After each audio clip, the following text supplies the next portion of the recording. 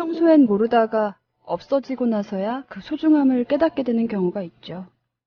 특히 몸 어디가 아플 때요. 멀쩡할 땐 짧은 다리, 통통한 볼살, 오동통한 팔뚝, 불평, 불만인 것들이 참 많지만 몸 어디가 아프게 되면 그냥 건강하게만 해주세요 하고 기도를 하게 돼요. 있을 때 잘해 라는 말은 참 쉽지만 왜 늘 잃어야 그때서야 그 소중함이 느껴지는 거냐고요.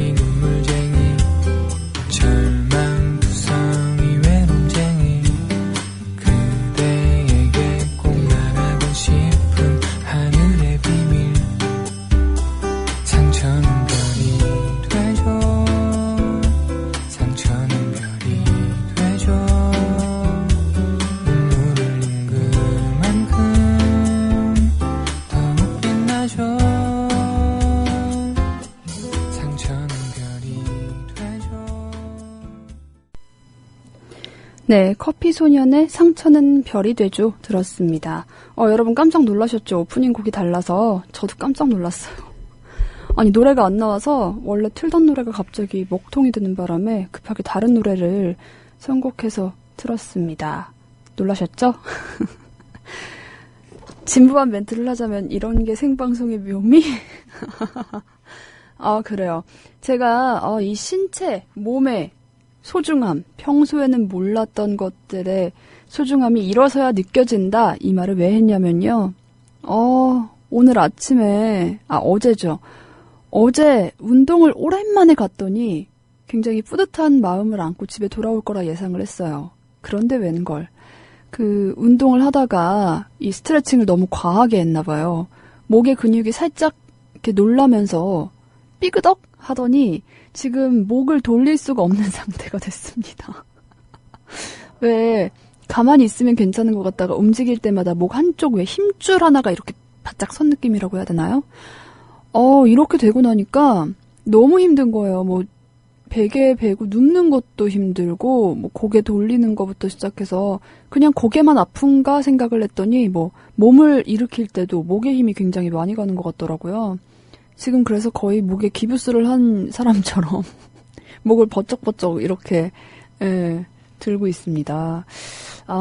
확실히 건강이 진짜 중요한 것 같아요. 건강 잘 챙기세요. 정말 있을 땐 몰랐는데 사라지면 가장 소중하고 필요한 게 바로 이 건강이 아닐까 싶어요. 어렸을 적 왜 크게 한번 아픈 아이들은 부모님이 뭐 공부 열심히 해라, 뭐 착한 사람 어떤 거에 해야지 돈 많이 벌어라, 뭐 이런 거 안 바라잖아요. 그냥 건강하기만 잘하다오. 저는 그 친구들이 참 부러웠었는데, 참 부모 마음이라는 게 자식이 가장 좋은 거, 비싼 거, 뭐 원 없이 다 할 수 있는 풍족한 삶을 누렸으면 하지만 무엇보다도 건강한 삶이 가장 중요한 거겠죠. 제가 예전에 그 매드맥스를 보고 그걸 느꼈거든요. 정말 뜬금없지만 그 매드맥스는 굉장히 미래의 지구가 배경인데 막 전쟁이 일어나서 오히려 너무 예전보다도 못한 삶을 살고 있는 거예요. 사람들이 막 물 자원을 얻기 위해서 전쟁을 벌이고 그러니까 먹을 식량, 풀, 정말 기본적인 자연이 다 사라진 생태계가 된 거죠. 그러니까 사람들이 물, 우유, 뭐 기름 이런 거에 굉장히 소중함을 느끼면서 그냥 푸른 초원을 보는 게 소원이고 막 이렇더라고요. 그런데 보면서 그랬죠. 예전에는 우리가 참 정말 얼마 안 되지 않았나요? 한 6, 70년 전만 해도 배부르게 흰쌀밥만 먹고 살 수 있으면 너무 행복하겠다라는 말. 문학책에서 많이 보죠. 그랬었는데 지금은 배부르면 죄책감 느끼고 살쪘다고 투덜거리고 그러잖아요. 저를 비롯해서요. 그런 모습들을 보면서 정말 사람의 욕심은 끝이 없구나. 지금 우리도 이렇게 살기 힘들다. 그냥 돈만 많이 벌었으면 좋겠어 라고 하지만 정말 돈이 원 없이 많아지는 세상이 온다면 그것도 그 행복도 얼마 안 가지 않을까요? 오늘 뭔가 철학적이어진 것 같네요. 추억의 바칼로레아를 한번 불러봐야 되나요? 자, 광고 듣고 올게요. 네, 제가 목 다쳤다는 얘기를 했더니 동명천재단님은 목은 절대로 돌리는 게 아닙니다. 영화 보면은 아놀드 슈왈츠제네거가 적들의 목을 이렇게 와드득 돌리면서 관절 돌아가는 효과음 내면서 죽잖아요. 그게 목뼈가 부러진 게 아니고 신경이 부러진 거라고 하더라고요. 그게 당연히 저는 목뼈가 이렇게 따다다닥 하고 부서지면서 죽는 건 줄 알았는데 신경이 부러지는 거군요. 그래요? 목이 진짜 중요한 것 같아요. 제가 이렇게 목 다친 게 예전에 고등학교 때인가? 왜 뒤구르기 있죠? 수행평가. 뒤구르기 하다가 삐끗해서 그때도 금방 낫겠지 하고 한 2, 3주를 방치했다가 결국에 안 나서 침 맞으러 다녔거든요. 지금도 왠지 한 2, 3일 있어 보다가 안 되면은 물리치료를 받으러 다녀야 될 것 같아요. 변현주 사랑해님도 19살 먹고 알바하면서 운동해보겠다고 모래주머니를 차고 다니다가 그때 무릎 다친 게 아직도 고생입니다. 어제는 치과 갔다 오면서 야채빵을 사 먹었는데 얼마나 맛나던지 비 오는 날엔 야채빵 기승전 빵이네요. 비 와요 지금? 왜 서울은 이렇게 비 소식이 없을까요? 어제 잠깐 왔던 비 이후로는 비 소식이 없네요. 합정동만 맑은가요? 어제와 마찬가지로 오늘도 저는 맑은 하늘을 보고 있습니다. 에마리오님이 아무래도 팟빵 음성 송출이 좀 약한 것 같다고. 유튜브에서는 크고 다운받아 들을 때도 크고 유독 팟빵 생방에서만 작거든요 하는데 저도 방송하면서 왜 제 방송 나가고 나서 제 뒤에 이제 그 중간에 광고음 같은 게 붙잖아요. 그 소리는 또 굉장히 크더라고요. 근데 제가 이거를 이제 편집해서 팟캐스트에 올릴 때 보면은 소리를 크게 하면 좀 쨍쨍하고 찢어지는 소리가 나서 소리를 크게 하는 것보단 좀 작게 해서 나중에 만지는 게 낫겠다 싶어서 조금 작게 하고 있어요. 혹시 듣는데 좀 소리가 작다거나 이러시다면 알려주세요. 이게 소리가 제가 목소리 크게 하면 짝짝 찢어지는 소리가 나서 그러지 않으려고 약간 소리를 줄여서 송출하고 있습니다. 네. 오늘 저희 목 상태를 걱정해주시는 분들이 많네요. 곰곰님도 한 일주일은 갈 텐데 물리치료 받으세요 하시고요. 재우형님은 오늘 로봇이 되시겠네요. 맞아요. 지금 로봇처럼 움직이고 있어요. 지금 몸과 목이 함께 움직이는 로봇가 되었습니다. 에릭님도 저 물리치료 가라고 병원 가서 물리치료하면 금방 괜찮아져요 하고요. 사랑해주세요님은 파스라도 바르는 파스라도 좀 깜짝 놀랐어요 하시고요. 이 물리치료 혹시 물리치료 잘하는 데 어디 있나요? 저는 예전에 발목을 아주 예전에 한번 다쳤는데 그때 방치했다가 지금까지 계속 고생을 하고 있거든요.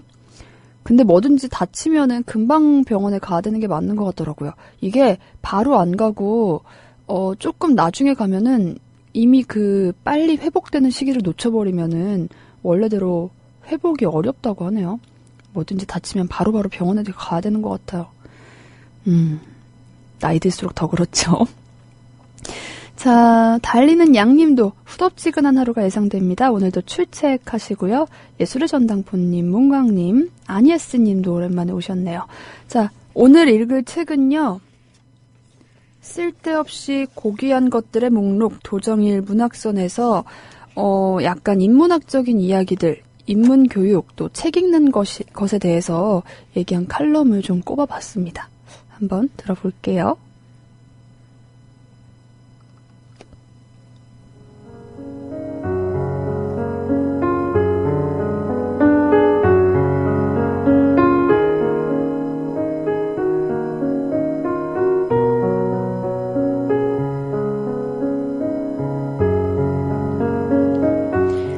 인문학 교육과 시민 교육.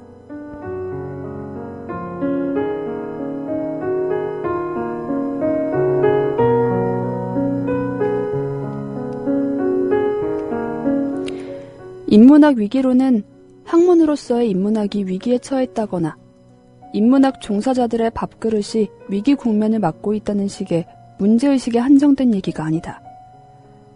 그런 정도의 문제라면 인문학자들이 구태여 학문 세계 바깥의 사회를 향해 위기신호 같은 것을 송출할 필요가 없다.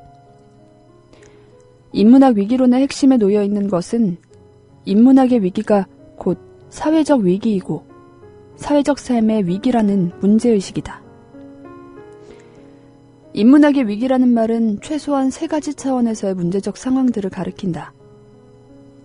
첫째는 학문으로서의 인문학에 닥친 위축 상황이고, 둘째는 대학은 물론 중등교육까지 포함한 공교육 과정에서의 인문교육의 부실이 발생시키는 시민교육의 위기이며, 셋째는 사회적으로 인문학적 가치의 파탄이 일으키는 막대한 고통과 인간 희생이라는 문제다.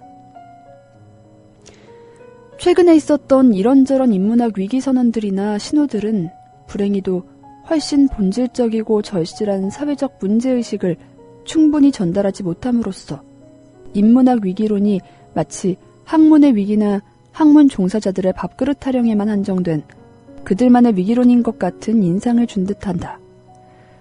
그런데 문제는 그런 것이 아니다. 우리가 가장 먼저 생각해야 할 것은 인문적 가치의 위기라는 문제의식이다. 어떤 사회도 제멋대로, 함부로, 닥치는 대로 살 수 있는 것이 아니다. 그렇게 살고서도 공동체라는 집단적 모둠살이를 제대로 일구어낸 사회는 없다. 아무렇게나 살기를 거부하는 사회, 제정신 차리면서 살기로 하는 사회는 결코 포기할 수 없는 근본적, 본질적 문제의 하나를 갖고 있다. 우리는 어떤 사회를 만들 것인가? 라는 질문이 바로 그것이다. 사회 구성원들이 현실적으로는 비록 각종의 서로 다른 이해관계로 찢어져 있다 할지라도 어떤 사회를 만들 것인가? 라는 근본적인 질문 앞에서는 사람이 사람답게 살 수 있는 사회라는 답변에 대체로 동의한다.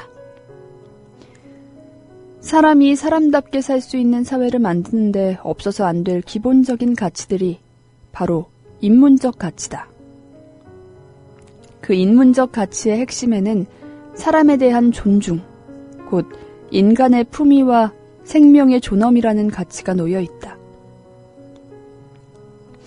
인문학 위기선언에 담겨있는 혹은 거기 마땅히 담겨 있어야 하는 것은 우리 사회가 사람을 잊어버린 사회, 인간의 품위와 생명 존중의 가치를 시궁창에 처박는 몰같이 사회를 향해 치달리고 있다는 문제의식이다. 이 문제의식은 정당하다. 사회는 시장도 아니며 밀림도 아니다. 시장, 산업, 경제가 제 아무리 중요한 시대가 되었다 할지라도 시장 유일주의 원리, 경제 제일주의 논리, 시장가치 우선주의가 사회의 지배적 운영 원리, 논리, 가치가 될 때 사회는 곤두박질하고 그 가치 전도에서 발생하는 막대한 고통과 희생, 비용을 물어야 한다. 최근 소위 바다 이야기 사건은 그런 사회적 고통과 희생을 보여주는 단적인 사례다.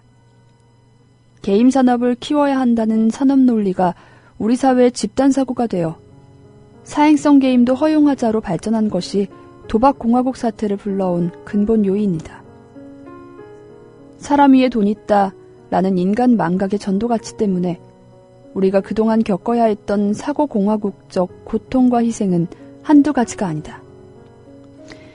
이런 경험의 누적 위에서도 인문적 가치의 몰락을 말하지 않는다면 그건 어떤 의미에서도 제정신 갖고 있는 사회가 아니다. 사람이 사람답게 살 수 있는 사회를 만들기 위한 필수적 시민교육이 인문교육이다. 인문교육은 인문학 전공자를 길러내기 위한 전문교육만을 의미하지 않는다. 인문교육은 인문학 전공자도 길러내지만 더 근본적으로는 좋은 사회를 유지할 수 있는 시민적 덕목과 가치관, 정신자세와 행동 원칙을 기르도록 도와주는 교육이다. 전공이 무엇이냐에 관계없이 대학 진학자 전원이 일정 기간 인문교육 과정을 거치도록 해야 하는 이유가 인문교육의 이런 시민교육적 성격 때문이다. 인문교육은 특정의 직업 분야를 겨냥한 훈련 과정 그 이상의 것이다. 이공, 경상, 법률, 의학 할 것 없이 대학 교육의 전 과정에 기본으로 자리 잡아야 하는 것이 인문적 가치교육이다. 인문교육은 대학에서만 필요한 것이 아니다. 더 근본적으로 중등교육 전 과정에 정성스레 도입되어 사람을 사람답게 길러낼 수 있게 해야 하는 것이 인문교육이다. 이 의미의 인문교육이 지금 우리의 중등교육과 고등교육 과정에서 빈곤과 파행을 겪고 있다는 것도 새삼스러운 이야기가 아니다. 경제 중심의 세계화의 진행, 시장 유일주의적 정신상태와 가치관의 팽배, 성장, 개발주의 이념의 편과 같은 외적 조건들이 교육의 본질 목적에 심각한 왜곡을 일으키고 있다. 유념할 것은 인문교육이 시장, 경제발전, 산업에 역행하는 교육이 아니라는 점이다. 인문교육은 반시장, 반성장, 반산업의 교육이 아니다. 시장, 개발, 산업의 논리들이 사회 유지와 발전에 필요한 다른 모든 논리들과 근본 가치들을 전면적으로 압도해서는 안 된다는 것을 가르치는 것이 인문학 교육이다. 역설적으로 말하면 시장, 경제성장, 산업을 포함해서 사회발전 전반을 이끄는 진정한 안내자는 시장유일주의, 성장제일주의, 산업우선주의가 아니라 비시장적, 비경제적, 비산업적 가치들이다. 이 가치들이 죽어버리면 사회는 발전의 지속적 동력을 잃고 시장, 성장, 산업이 무엇을 위한 것인지를 망각한다. 그 망각의 결과는 사회 발전이 아니라 인간 희생과 고통의 총량 증대일 뿐이다. 그뿐이 아니다. 그 고통과 희생을 메우기 위해 사회는 벌어들인 돈의 2배, 3배에 달하는 막대한 비용을 지출해야 한다. 믿지는 장사치고도 이런 장사가 없다. 우리 사회가 그런 식의 믿지는 물장사를 해온 지 오래되었다는 사실을 환기시키고 경고하지 않는다면 인문학 위기선언의 사회적 의미가 무엇일 것인가? 인문학 위기선언이 인문학과 인문학 연구자들의 입지가 좁아진 데에 대한 불만의 표출인 것처럼 사회에 비춰진 것은 유감이다. 물론 대학에서 인문학의 중요성이 점점 망각되고 학생들의 관심이 줄어든다는 것, 대학의 성과주의, 경영주의, 실적 계량주의가 인문학자들을 옥죄고 인문학 계열학과 졸업생들의 취업 전망이 흐리다는 것 등등은 인문학 교수들이 우려하는 사태다. 인문학의 사회적 중요성과 학문적 중요성, 바로 그것이 깊이 연결되어 있다. 한 사회를 지탱하는 데 필요한 인문적 가치에 대한 치열한 연구는 인문학의 몫이며 공공의 가치, 평화, 관용, 선의, 아름다움 같은 것에 대한 존중의 능력을 일깨우고 비판정신과 대안적 상상력 등 공동체 유지에 필요한 시민적 덕목을 길러주는 시민교육의 학문적 바탕도 인문학이다. 이 점에서 인문학의 위축은 그 자체로 사회적 위기임에 틀림없다. 문제는 인문학 연구자들이 인문학의 위기를 얼마나 사회적 관점에서 제시하는가. 인문학과 사회의 연결을 위해 연구선과의 사회적 대중적 소통을 어떻게 수행하는가. 인문교육의 시민교육적 효용을 살려내기 위해 얼마나 실천적으로 노력하는가 라는 것이다. 이 관점에서 보면 한국 인문학계는 반성하고 성찰할 항목이 한두 가지가 아니다. 인문학은 인간이 가진 기억, 이성, 상상의 능력을 개발하고 종합한다. 성찰, 비판, 대안적 상상이 빠진 인문학은 쭉정이 학문에 불과하다. 대학 교육이 어느 때보다도 시민교육적 인문교육의 필요성에 직면해 있는 지금, 인문학자들은 전공 분야에 대한 깊은 연찬을 진행함과 동시에 인문학의 사회적 중요성에 대한 인식도 가다듬어야 한다. 그러지 않고서는 인문학 위기론이 밥그릇 타령으로 비치는 불행을 어찌 면할 수 있겠는가.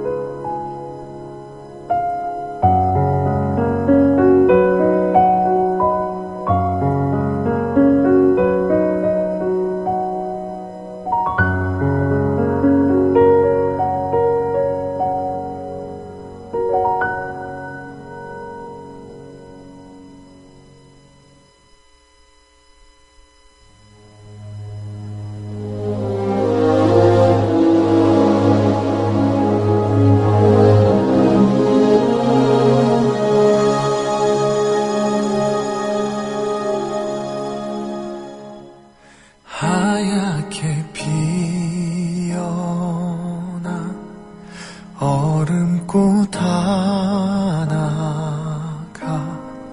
달가운 바람. 네, 박효신의 야생화였어요. 제가 책 읽느라고 게시판을 못 보다가 이제 봤네요. 소리 작다고 조금만 키워달라고 하셔서.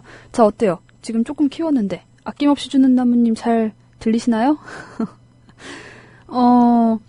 제가 이 칼럼을 선택했던 이유가 아까 보셨죠? 바다 이야기가 나오잖아요.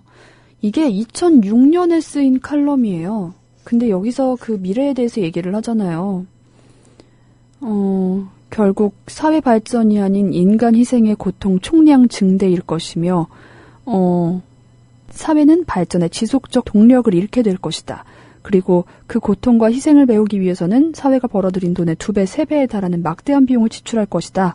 뭐 이런 글들 보는데, 이게 2016년이니까 9년 맞나요? 9년 전에 쓰인 칼럼이죠. 여기서 얘기하고 있는 것들이 굉장히 비슷한 것 같아서 신기하더라고요. 이때도 인문학의 위기였는데 10년이 지난 지금도, 근 10년이 지난 지금도 인문학의 위기는 여전하죠.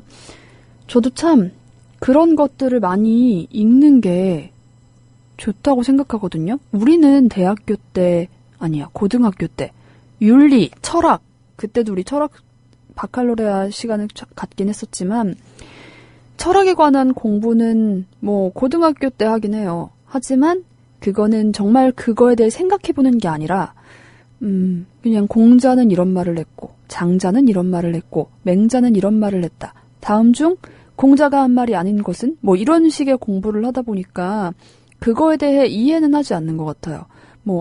정말 이럴 수 있구나. 이런 그 사상, 생각들을 깊게 한번 정말 마음으로 되새겨보는 게 아니라 그냥 외우기에 급급하죠. 누가 어떤 말을 했고, 이 사상은 누구의 것이며, 누가 먼저 누구보다 태어났고. 그렇다 보니까 정말 제대로 된 그런 인문학적인 생각, 소양을 쌓는 기회는 정말 없다라는 생각이 들더라고요. 학창시절에도 그렇죠. 문학도 사실 우리나라 근현대사 문학 있잖아요. 그게 저는 제일 많이 읽었던 게 고등학생, 중학생 때 같은데 그때 정말 책을 많이 읽어놔야 되겠구나 이런 생각을 했었어요. 근데 그 당시에 마저 책을 읽지 않는다면 정말 커서는 책 읽기 더 힘들잖아요. 제가 좀 책을 많이 안 읽는구나 하는 생각에서 시작해서 여기까지 흘러왔습니다. 대우 형님은 경제 발전도 다 좀 더 많은 사람들이 잘 살기 위한 것이잖아요. 그런 면에서는 서유럽이 좀 부럽네요. 이런 공동가치를 인문학을 통해서 어렸을 때부터 배우고 또 그런 사람들이기에 경제계획도 사람 중심, 공존을 중심으로 세우고 실천해가는 게 아닌가 합니다. 좀 부러워요 하시네요. 맞아요. 외국이라서라기보다는 어쨌거나 그런 공부에 대해서 한번 스스로 생각할 기회를 주는 수업? 그런 교육이 아닌가 싶어요. 또 그런 것 같아요. 우리가 어떤 되게 큰 목표를 가지고 어디로 가다 보면은 당장 눈앞에 쌓인 짐덩이들이 한가득이잖아요. 이거를 해소하고 처음에는 정말 손님을 위해 맛있는 밥상을 내놓겠어라고 식당을 차려도 지금 당장 내 하루 월세 내기가 빠듯하다 보면은 원래 내던 반찬도 더 줄이게 되고 음식도 더 싼 재료를 쓰게 되고 이런 것처럼 당장 눈앞에 있는 것들에 급급하다 보면 결국에 내가 처음에 갖고 있던 큰 목표를 잃어버리는 게 아닌가. 그러니까 그런 걸 흔들리지 않게 지켜줄 인문학적 소양을 쌓는 기회가 좀 많아져야 될 텐데. 저는 다시 대학교를 간다면 진짜 완전 인문학적인 수업들을 듣고 싶거든요. 뭐 역사학과 아니면 철학과 이런 식으로. 진짜 그런 공부만큼은 어디서 또 할 수 있을까 싶어요.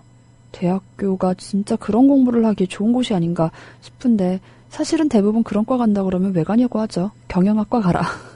공대 가라 이러잖아요. 취업이 또 문제니까요. 변현주 사랑해님도 요즘 인문학 공부하면 굶어 죽는다고 주변에서 다 말린다고 하던데요. 그쵸, 아무래도. 이게 참 근데 확실히 그런 건 있는 것 같아요. 사람이 인문학적인 문과적인 성향과 이과적인 성향이 갈리는 사람들, 이거는 확실히 하다 보면은 저도 수학을 좋아했던 편이었는데도 불구하고 문과를 왔거든요. 근데 제가 아마 이과를 계속 갔다면 하고 그때 배웠을 공부들 생각해보면은 그렇게 저한테 잘 맞지 않았을 것 같아요. 전 뭐 과학도 좋아하고 했었는데도 불구하고 미분적분을 제가 안 배워서 범 무서운 줄 모르고 하룻강아지가 까불고 있구나 하는 생각도 들고요. 날고 싶은 토끼님은 북적북적 들을 수 있는 목요일 사랑합니다 하시네요. 자, 노래 한 곡 듣고 올게요. 윤건의 벌써 1년. 네, 윤건의 목소리로 듣겠습니다. 처음이라 그래 며칠 뒤엔 괜찮아져. 그 생각만으로 벌써 1년이 너와 만든 기념일마다 슬픈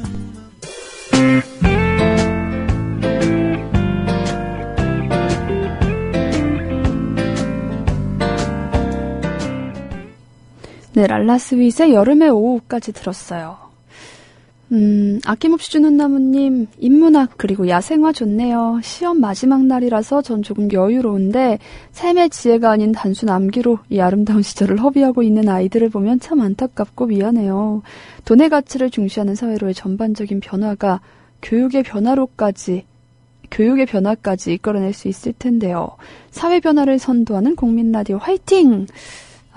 정말 사회의 변화를 주기가 정말 어렵죠. 예전에 어떤 영화가 있었어요. 그 꼬맹이가 사회를 변화하고 싶다는 꿈을 그 선생님인가? 한테 말합니다. 그러니까 선생님이 그런 제안을 해요. 하루에 3명한테만 착한 일을 하고 그 3명한테 그렇게 얘기를 하자. 너도 이 착한 일을 나한테 받았으니 하루에 3명한테씩만 착한 일을 하자. 그래서 이 3명이 3명한테, 또 3명이 3명한테 하면서 3명이 6명이 되고, 3명이 9명이 되고, 9명이 72명이 되고, 뭐 이러면서 해피엔딩을 맞는, 뭐 그런 얘기였는데, 그걸 보면서 어린 마음에는, 우와, 굉장히 멋지다, 아름답다 생각했는데, 글쎄요, 이제는 잘 모르겠네요. 그것도 쉽지만 않다는 생각을 하게 되니까요. 예술의 전당포님은 취업이 문제죠. 통폐합되는 현실 흑흑 하시는데 맞아요. 통폐합도 정말 많이 되더라고요. 요즘 보니까 인문학 그런 걸 아예 어렸을 때부터 한자 한자 배우면 좋을 텐데요. 우리 어렸을 때는 뭐 한해천 따지 이런 거 배우고 천자문 배우고 공자 맹자 논어 같은 거 배우잖아요. 근데 그 안에도 사실 읽어보면은 굉장히 많은 인문학적인 가치들, 이야기들, 한자만 배우는 게 아니라 많은 것들에 대한 사상을 가르치는 책이라고 하잖아요. 그런 생각할 수 있는 수업들이 많아졌으면 좋겠어요. 그래서 이것도 약간 예전에 쓰여진 칼럼이긴 한데요. 학생들이 책을 읽어야 한다는 내용을 담은 칼럼을 짧게 한번 읽어보도록 하겠습니다.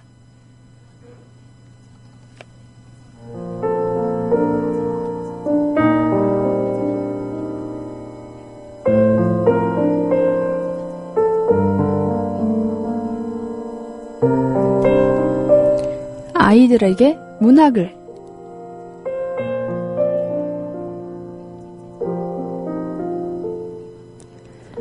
10대는 위험한 시기다. 그 10대 중에서도 중학교에서 고등학교에 걸치는 6년은 성장의 비밀스러운 드라마가 전개되는 모험의 기간이다. 그 6년의 드라마의 시작과 끝은 아주 다르다. 시작 부분에서 소년으로 등장한 주인공이 끝부분에 가서 소년을 반납하고 나가는 것이 그 성장의 드라마다. 괴테의 시 마왕의 마지막 구절처럼 소년은 죽었다 라고 그 드라마는 말한다. 소년은 죽고 그 죽음으로부터 마치 애벌레에서 나비가 나오듯 어른의 모양의 한 개체로 걸어 나온다. 탈바꿈과 우화의 사건이 벌어지는 드라마는 불가피하게 위험하다. 소년이 탈바꿈에 성공하지 못할지는 아무도 모른다. 그는 성공할 수도 있고 중간에 지뢰를 밟고 날아가거나 허방짓고 벼락으로 곤두박질할 수도 있다. 성공과 실패 사이의 그 불확실성에 가장 많이 시달리는 것은 누구보다도 주인공 자신이다.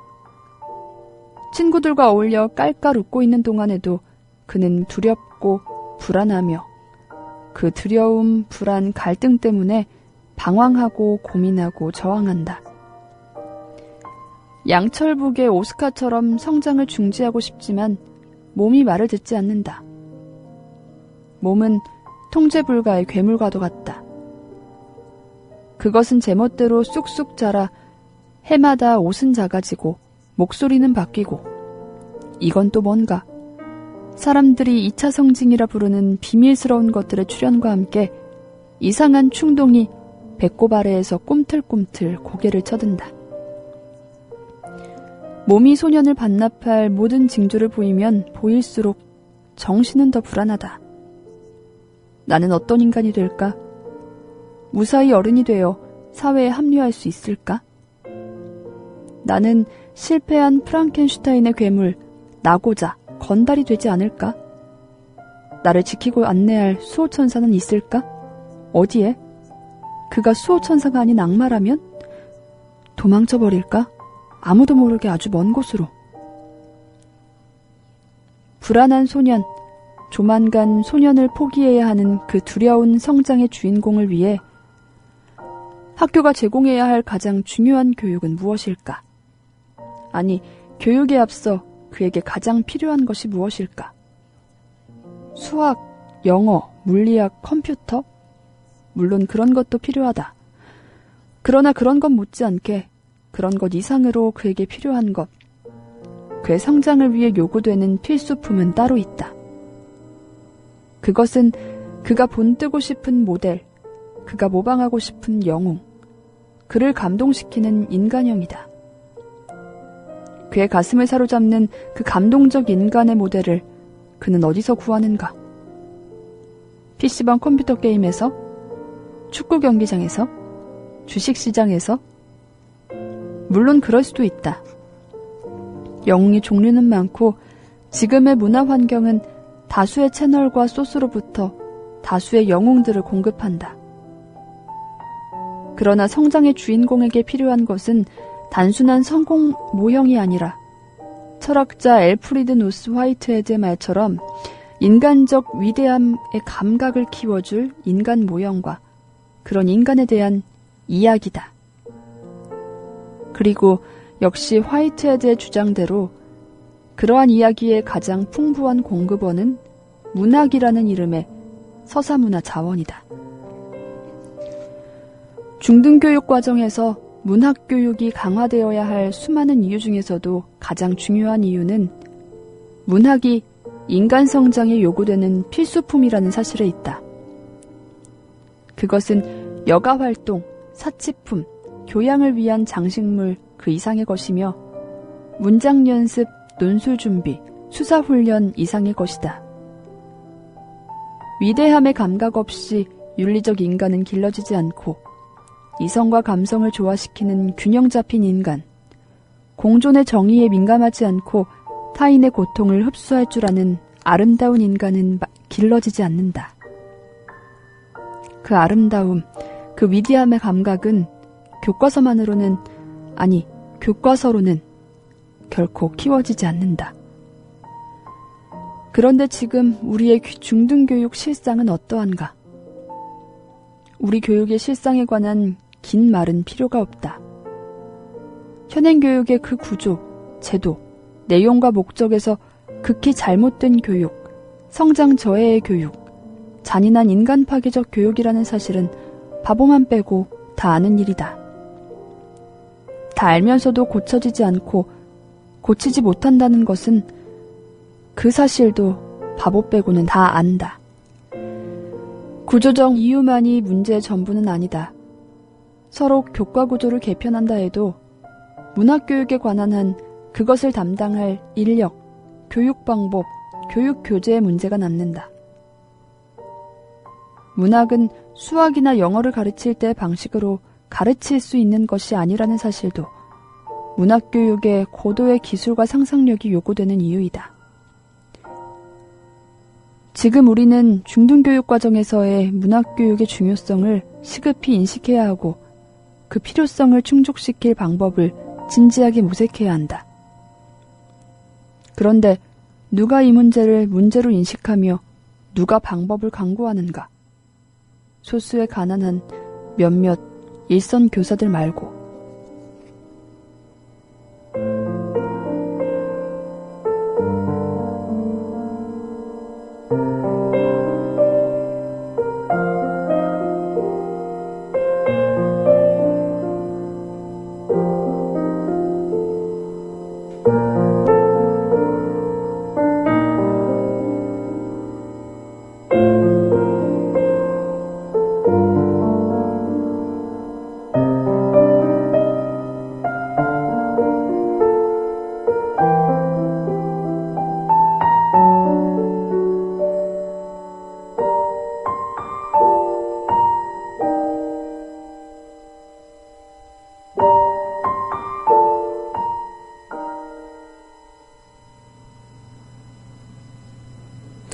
네.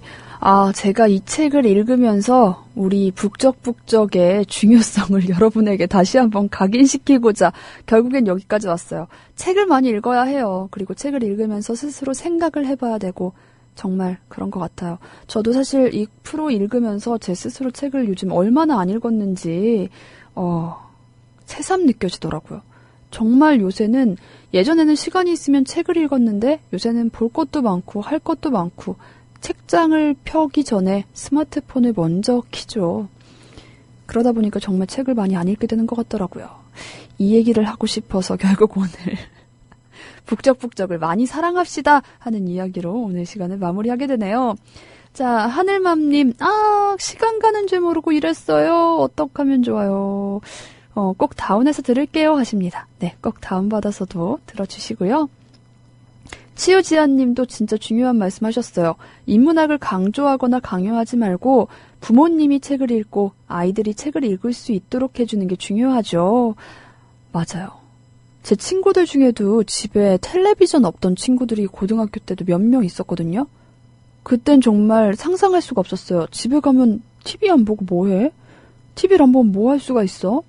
이랬는데 제가 처음에 서울 올라와서 자취할 때 그때만 해도 스마트폰이 막 유행할 때가 아니었는데 그때 TV가 집에 없었거든요. 컴퓨터로 정말 보고 싶은 거는 다운받아 봤지만 그때 정말 책을 많이 읽게 되더라고요.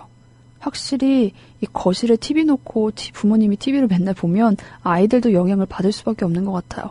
그러니까 아이들이 부모님이 책을 먼저 읽으면은 그걸 보고 따라 읽겠죠. 우리가 먼저 책을 읽어야 합니다. 그래서 북적북적을 많이 들어야 합니다.